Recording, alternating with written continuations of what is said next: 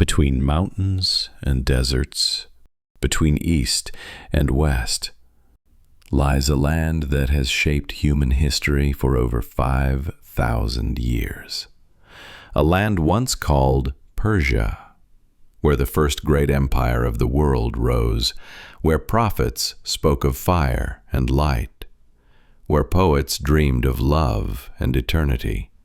Today we call it Iran. Its history is not a straight line, but a spiral of rise and fall, creation and rebirth. This is the story of a civilization that refused to die. Our journey begins in the cradle of Elam, one of the world's earliest kingdoms, long before Rome or Greece ever existed. But in the 6th century BCE, from the highlands of Fars, rose a leader who would change history forever, Cyrus the Great. He founded the Achaemenid Empire, stretching from the Mediterranean to the Indus, the largest the world had yet seen. Unlike conquerors before him, Cyrus ruled with mercy.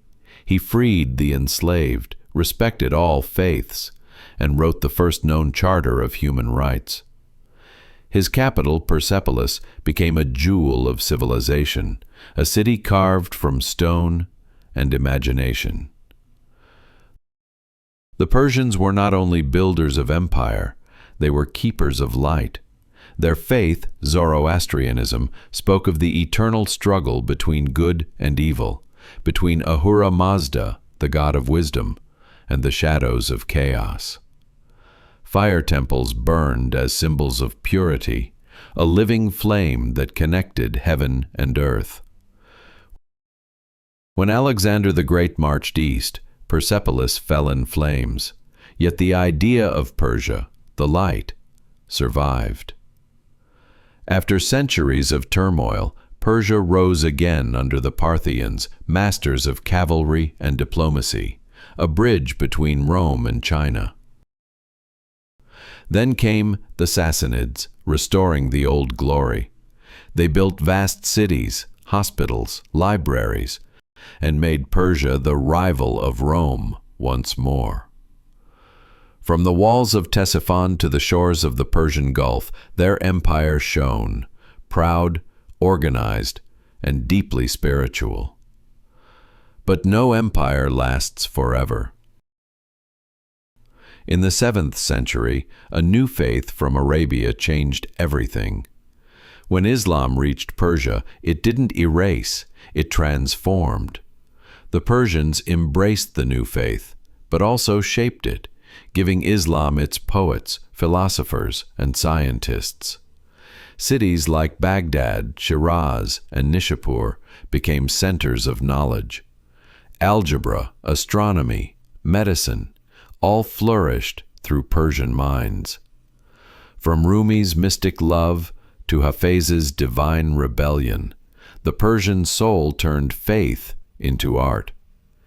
Even under Arab rule, Persian identity endured, whispered through verse, painted in tiles, woven into silk.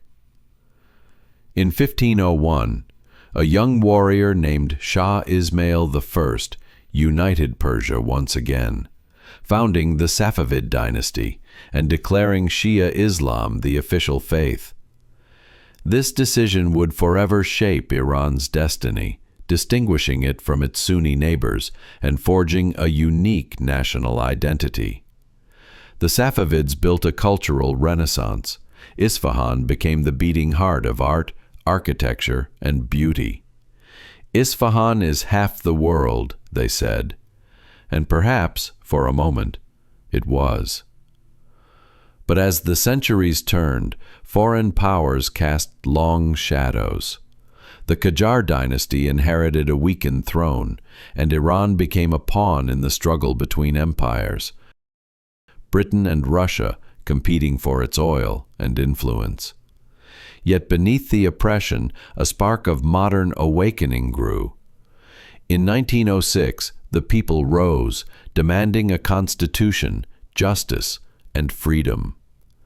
It was the first constitutional revolution in the Islamic world, a cry for democracy that echoed through time. In the 20th century, a new ruler emerged, Reza Shah Pahlavi. He sought to modernize Iran. Railways, schools, and factories rose from the dust. Persian women gained rights. Western fashion met Eastern tradition. But modernization came with control. Dissent was silenced, power centralized, religion pushed aside.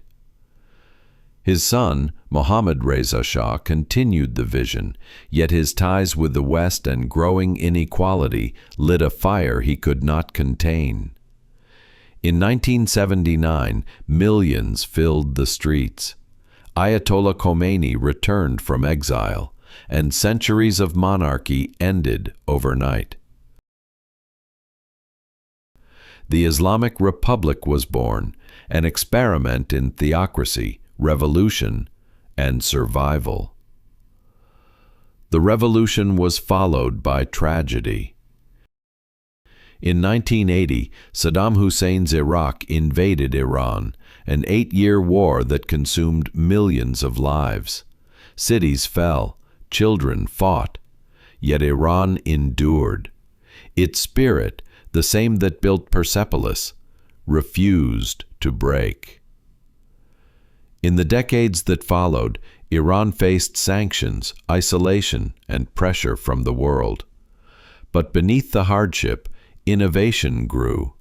Nuclear research, cinema, art, and science quietly blossomed.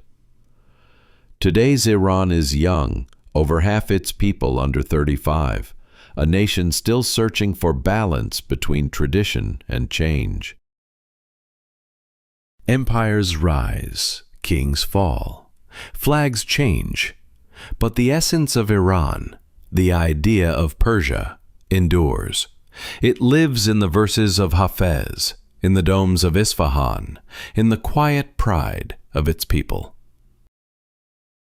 From Cyrus the Great to today's streets of Tehran, Iran remains a mirror of humanity's oldest questions: power and faith, beauty and loss, memory and rebirth.